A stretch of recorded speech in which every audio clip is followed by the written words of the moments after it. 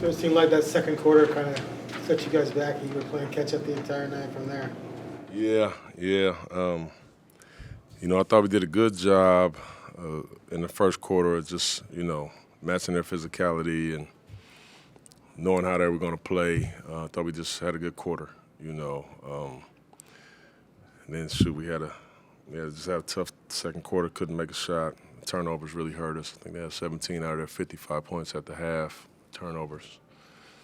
And it's tough to absorb that, when obviously we're going to have a little bit of a tough night scoring based on who we don't have playing. So that hurt us, but I thought we came out in that third quarter and,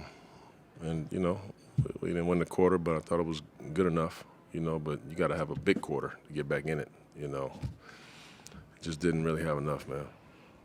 Is Scoot still on a minutes restriction? Is that why you took him out at the end? I've asked you this a couple of times, Chauncey. With this team being so shorthanded now, is that an opportunity for the style, the imprint of the team to kind of show through, even though you don't have guys? Like stylistically, even though you don't have your primary initiators, but you've got a style that you want to play. Do you think that you can use these opportunities to show that it doesn't matter who's out there to kind of have it build up a little bit? What we try to do is just that. Like, it doesn't really matter. It's not like when 3 or 4 guys aren't playing, we run totally different plays. We still want to play the same way. And I think for the most part, we end up doing that, And then sometimes you got so much youth on the floor that you can't get to the sets, Teams step up the pressure and, the timing of the play is off. We turn it over, or we shortcut the play and shoot a tough shot, or inexperience just peaks his head up, and you can't really get to much, And even that, those are opportunities to teach, to teach our guys and make them understand where the game kind of went left and why, Because sometimes they just understand, like, dang, we had a tough second quarter, but they don't understand why, though. They don't understand that it was some of those turnovers or bad decisions or rim decisions, or some of the shots we took were actually turnovers, because we didn't have a chance at it. So it's great teaching opportunities, but we try to play the same way regardless of who's out there. But, obviously it's going to look a little different when you got shooting around, when you can drive and kick and that's a shot maker there, or, it's going to look a little different. When you have Ant or Malk or more veteran initiators, you can let them kind of freewheel a little bit off of that stuff.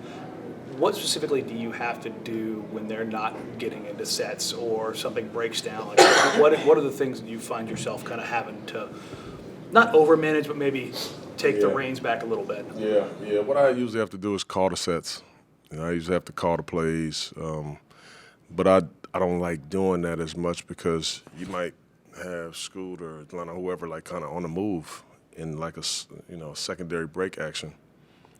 I see that there's no advantage, but now I got to slow them down and call a play just so we can actually kind of get organized before it gets out of control.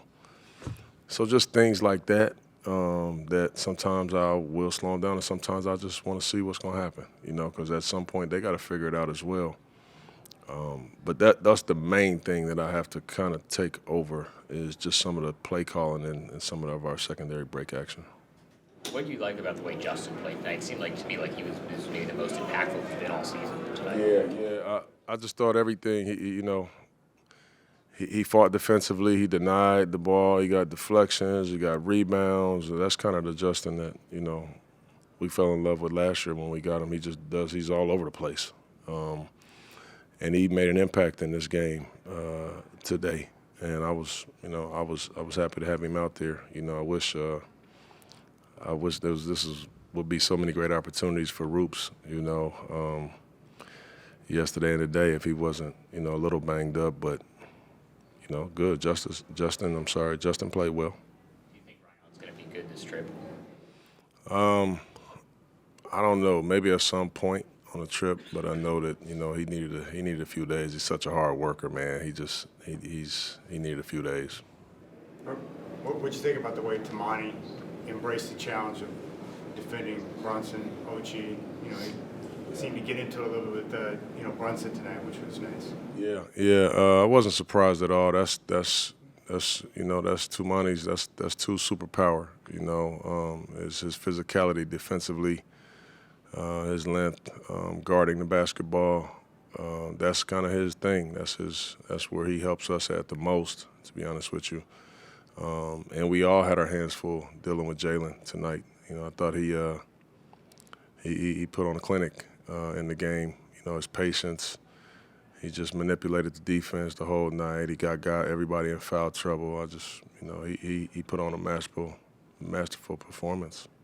You mentioned, before the game tonight that, a game like yesterday is a lot of teaching moments. With Scoot, he got in foul trouble last night, struggled from the field tonight. Is that a situation where you don't need to say much, or how do you communicate with a young player at his age to make sure that he's on track off a couple of rough games? Yeah, you gotta change it up sometimes. Sometimes you right after the game you talk to him. Sometimes you text him late at night. Sometimes you watch the next morning. You watch it. After the emotion has gone down. Scoot is he's so competitive. He's so competitive. You can see him out there. In games if a guy scores on him or if he turns it over, like he's really hard on himself. So I gotta I change up how I address Scoot. And this is not only when he's struggling. This is when he's playing well too. As we're learning each other, I've learned, and I kind of got to mix it up on him.